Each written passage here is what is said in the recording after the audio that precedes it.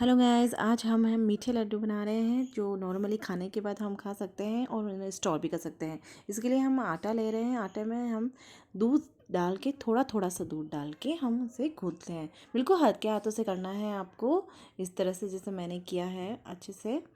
मतलब दूध आप डालें तो थोड़ा थोड़ा करके ही डालें। अब हम बाइंड कर दें और इसे लड्डू की शेप में हल्के हाथों से हल्के हल्के दबा के आप इसे लड्डू का रूप देते हैं। इसे देख के हम ऐसे सारे बना लेंगे और सभी बना के हम रख देंगे।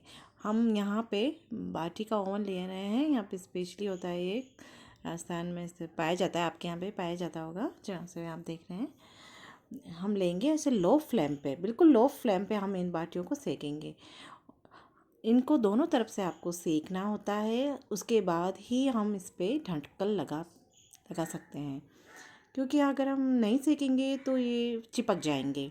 तो हम इनको बिल्कुल हल्के हाथों से इस तरह से सेकेंगे। दोनों तरफ सेकना है आपको। ये ज़रूरी है कि आप फर्स्ट बार में जब रखें ओवन पे तो आप इसे दोनों तरफ से सेकें, हल्का हल्का, बिल्कुल हल्का सेक जाए, ताकि ये आपस में इन चिपके नहीं और इनके ऊपर एक लेयर हो जाए जो इन्हें आपस में जोड़े नहीं।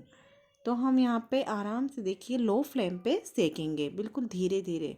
और लो फ्लेम पे सेकते हुए ध्यान रखेंगे कि ये बिल्कुल भी एक दूसरे से टच ना हो रहे हो, थोड़ा दूर दूर ही रखें, नहीं तो ये बहुत ही सॉफ्ट और बहुत ही नरम होते हैं, तो ये उठाते टाइम भी कभी कभी टूट जाते हैं।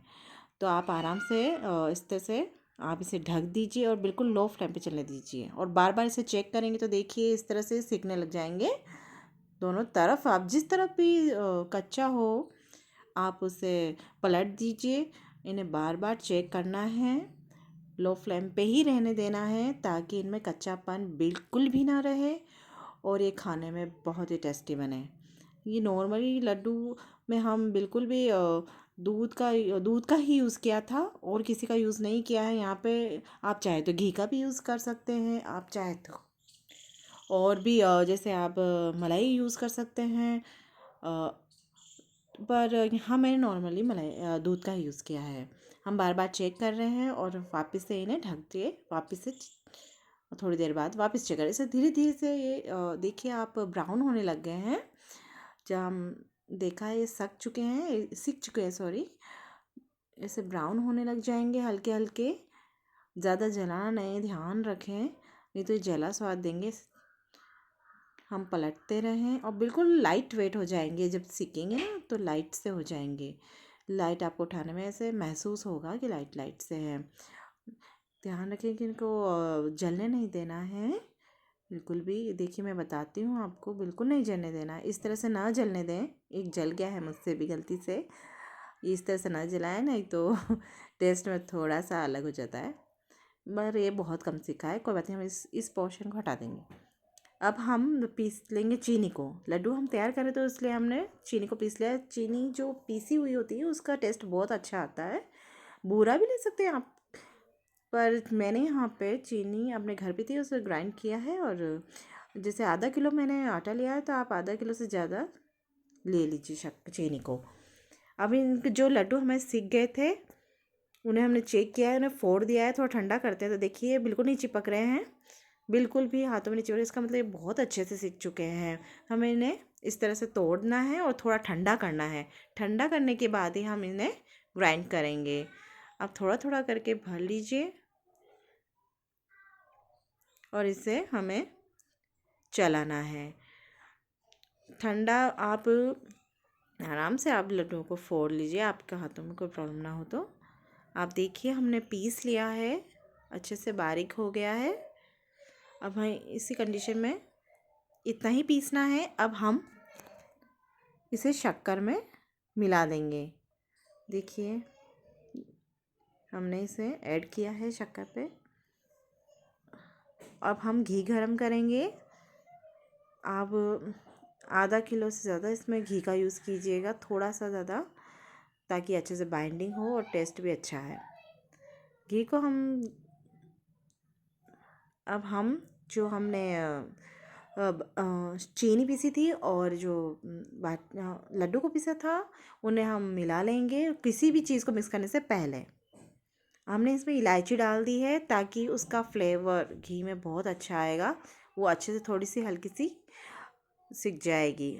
यहाँ पे हमने बंद कर दिया है गैस और इसे नॉर्मली सिक जाएगी, उसी में रहने देगा और जलेगी नहीं क्योंकि हमने हल्का ही गर्म किया था, उसे पिघलाना था वहाँ पे घी।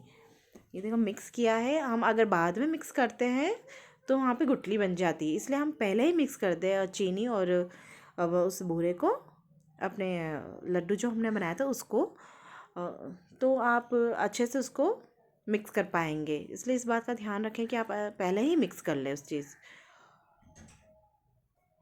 अच्छे से मिक्स करना है हमें, बहुत ही अच्छे से, ताकि उसमें बिल्कुल भी गुठली ना रहे। ये ठंडा है तो इसमें बिल्कुल भी गुठली नहीं बनेगी। अगर हम थोड़ा सा भी गर्म रखते हैं तो उसमें गुठली, शक्कर की छोटी छोटी सी गुठलियाँ बनने का रहता है, चांस रहता है उसमें। अब हम इसमें गिरी डालेंगे, कोकोनट गिरी। आप चाहें तो जो मार्केट में मिलती है वो, हमने यहाँ पे सूखा घोला लिया था, हमारे यहाँ घोला कहते हैं उसे, कोकोनट को सूखा हुआ, उसको हमने ग्राइंड किया और हम उसी को यूज़ करते हैं।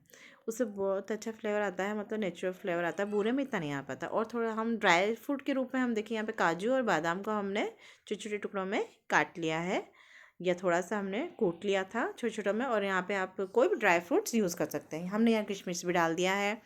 आप जो भी ड्राई फ्रूट्स खाना पसंद करते हैं वो इसमें यूज़ कर सकते हैं अच्छे से। और हमने यहाँ गिरी मिला ली है। अब इन सबको मिलाएंगे अच्छे से डाल के। आप अपने हिसाब से बूरे का यूज़ कर सकते हैं, थोड़ा कम ज़्यादा, यहाँ आपकी चॉइस है।